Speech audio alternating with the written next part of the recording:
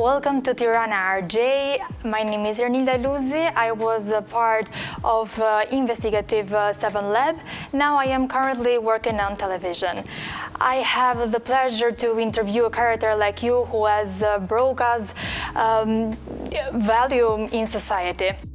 Thank you. Thank you so much. It's such a pleasure to be able to speak with you as well. How do you feel your character, Walter Flynn White Jr., contributed to the portrayal of individual with disability in the media? I feel that Walt Jr. had a very positive outlook and view, and how people perceived him was very positive. And you know, he wasn't just a disabled character. You know, you see a lot of things and it's like, oh, disability first, but he just happened to have a disability. Disability wasn't his story.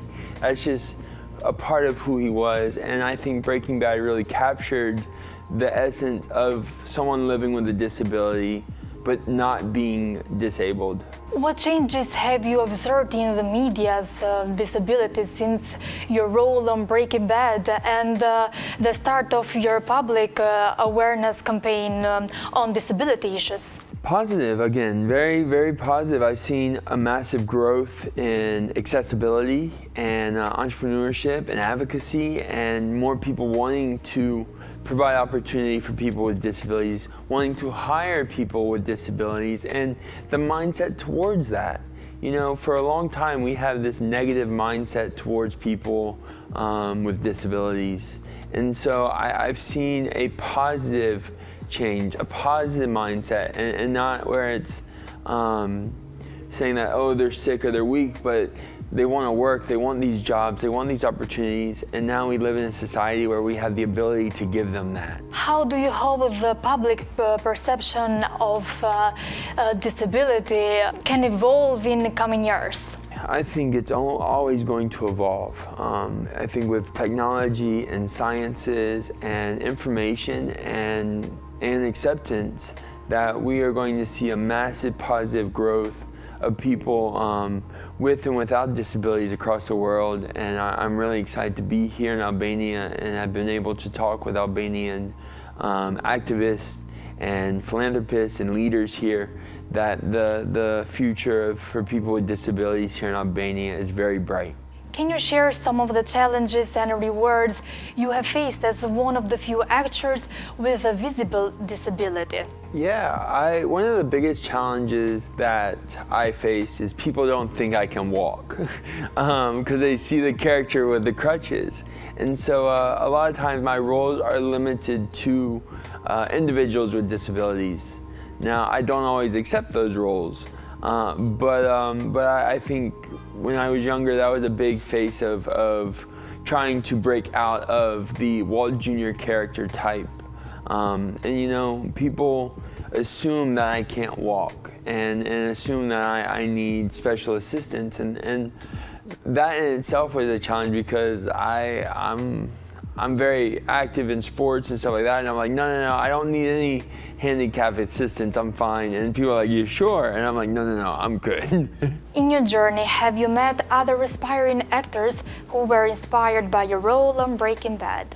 Yeah, I've met many actors over the years that have disabilities that told me Walt Jr. Made a big impact in their life. And there's other actors with disabilities who've had a big impact in my life as well. And so I feel very honored to have a character that has a very nice representation towards realism. You have been outspoken against bullying, and you have worked to change the perception around cerebral palsy. What projects are you currently involved to continue this advocacy work? I have a few projects that I'm currently involved in. One, I work with Shriners Hospitals for Children. We have a Cut the Bull campaign, so it's about peer-to-peer support, and when you see people being bullied or discriminated against, to stand up for those people and to try to protect them and be a witness. You know, in our life we are born to experience this world and the good and bad in it, and to make a decision on how we are going to behave towards each other, towards our peers, towards people that we don't know. And so I really hope to inspire others to be proactive in protecting their communities, protecting their friends, and not discriminating against others. Are there any upcoming projects that you are excited about? Can you share with us? I have a movie on Amazon Prime called The Oak Room, that's pretty cool. It's free on Prime. I have another show called Guardians of Justice. I think it's on Netflix. And then I'm actually about to, once I finish my tour here for American Week and with the activism fairs, and I go to shoot another movie in New York. So it's kind of like a horror movie. So, what advice would you give to individuals with disability that aspiring to enter acting profession? The best advice that I could give anyone, not just for a person with a disability, but for everyone in this world, is to be true to yourself. If there's something that you want to achieve, go at it wholeheartedly. Put yourself out there. Don't be afraid to fail. Don't be afraid to make a mistake, because we all do that. We're not always successful. We're not always in the right. But if you never try, you never know. Are there any resources, organizations that you would recommend for aspiring actors with disabilities? Yeah, there are a few in the States that specifically focus on individuals with disabilities, agencies, and background companies and stuff of that nature. But I really recommend to the people here in Albania and to the people around Europe, there are a lot of agencies and background companies, and to do your research if you want to get involved into those agencies to make sure that they are reputable.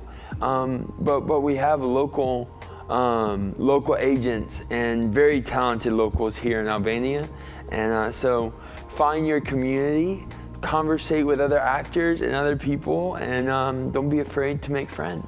What advice do you have for young reporters that are covering disability issues? Don't be afraid to ask the hard questions. Don't be afraid to say, these are the issues that we see, are these issues that you are facing, and recording that and archiving that and showing that to the news stations, showing that to Parliament and to the communities, and documentation. News is about documentation, about recording history and seeing history happen in action. So don't be afraid to get out into your communities with a camera and show that. And the last question is, can you discuss the importance of authentic representation in the media and how it can affect societal attitudes towards disabilities? Accurate representation in media is so important, not just because it's accurate, but it reflects who we are as individuals. And so, if you see people on media that aren't truly reflecting what we are, what this is, people are going to have a negative view. And so by showing the truth and accurate representation, you change the perspective of how people see disability, how people view people with disabilities, and how people treat other people when they hear that view, when they see that view, and they go, oh, I just thought that was a person in a wheelchair does nothing.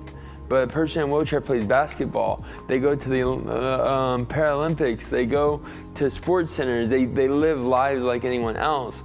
And so by showing accurate truth in disability, you just show people, and that helps a lot. As I mentioned at the beginning, I am so glad that I have the opportunity to interview a character like you, and you are a great example for everyone. Thank you so much. It's such a pleasure to talk with you today.